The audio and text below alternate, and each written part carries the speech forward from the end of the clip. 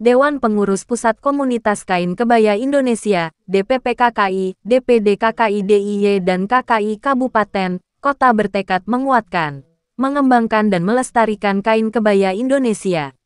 Demikian pernyataan sikap yang disampaikan oleh Ketua Komunitas DPC Komunitas KKI Kabupaten Bantul Siti Haidah Hutagaol, Ketua DPD KKI DIY Itut Widyastutis PD dan Penasehat DPP KKI Yani Ambar saat Syawalan Idul Fitri 1444 Hijriah, di Sakatembi Bantul, Senin, tanggal 15 Mei tahun 2023.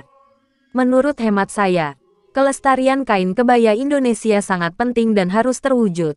Upayanya dilakukan secara bersama-sama, kata Siti Haidah Hutagaol. Siti Haidah mengatakan, cara mengenakan kain kebaya Indonesia sesuai dengan ketentuan penting adanya. Bahkan sejak masih anak-anak juga perlu dibiasakan memakai kain kebaya Indonesia sesuai dengan pageran ketentuan.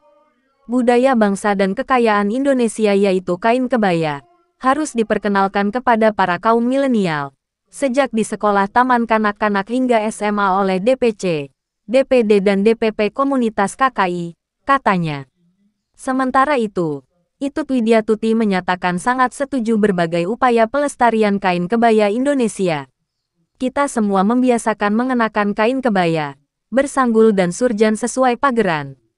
Misalnya, dalam acara-acara yang resmi dan bukan pas panjat tebing. Bahkan ini perlu menyasar kepada anak-anak, ungkap Itut.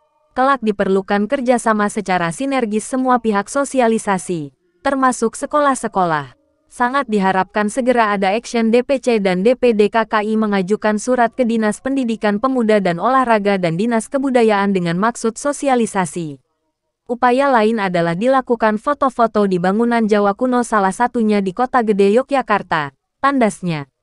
Yani Ambar mengungkapkan arah KKI bukan ekonomis minded bisnis murni, namun justru mengarah pada kegiatan sosial.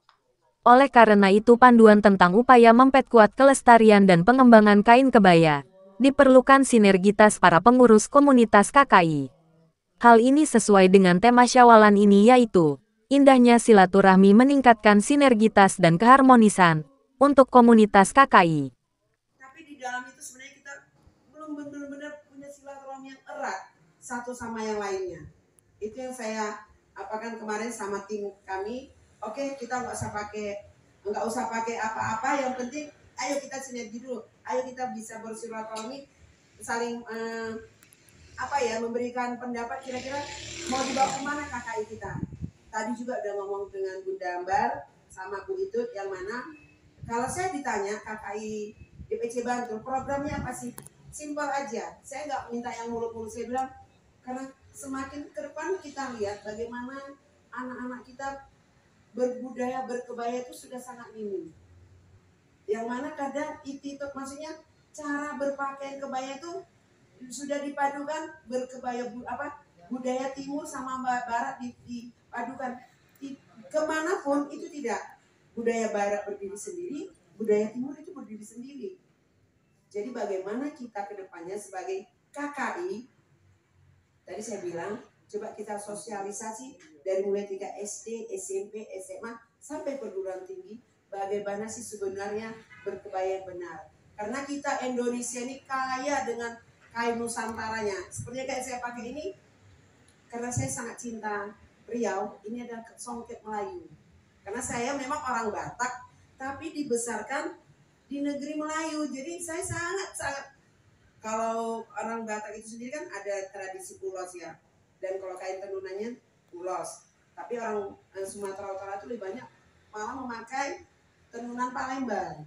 Nah, ini kemarin tanggal 18 April dikirim adik saya dari Riau ini, terus saya mau pakai deh, supaya orang tahu oh Riau itu ada songket juga ya. Nah, itu tadi. Jadi semoga kedepannya kita bukan mungkin di anak-anak kita dulu mungkin yang kita ajari. Anak kita, kayak saya cucu kita, itu sudah kita mulai bagaimana berkebaya yang benar. Berbudaya, berkebaya. Yang sangat pakam itu berkebaya itu adalah yang sangat kita panuti adalah ibu kita R.A. Kartini. Bagaimanapun kondisinya, dia pakai kebaya.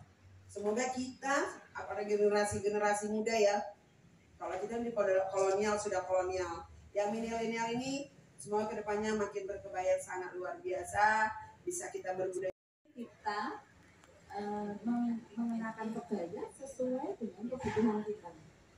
Lalu saya sering juga, ini agak ngantur dari sini ya Bunda, karena mumpung saya ketemu Bunda-Bunda, saya selalu ingin berbicara seperti ini. Jadi Bunda, kalau Bunda itu kan sering ya mendapat, ini ada mau jalan lagi. Bunda itu kan sering mendapat undangan. Apa saja undangannya, yang namanya rapat RT, pertemuan RT, sampai kemudian undangan-undangan yang bersifat formal. Seperti misalnya yang terakhir kemarin undangan kita diundang oleh forum komunikasi perempuan pelestari budaya Nusantara. Jelas-jelas undangannya itu dari Forkom. Jelas-jelas itu untuk perempuan pemerhati pelestari budaya. Kalau kita datang ke sana terus pakai sepatu kets, rasanya saya menangis Bunda. Setidak-tidaknya kita minim itu memakai kebaya yang untuk bunda-bunda kenakan ini. Jadi kita mesti tahu di mana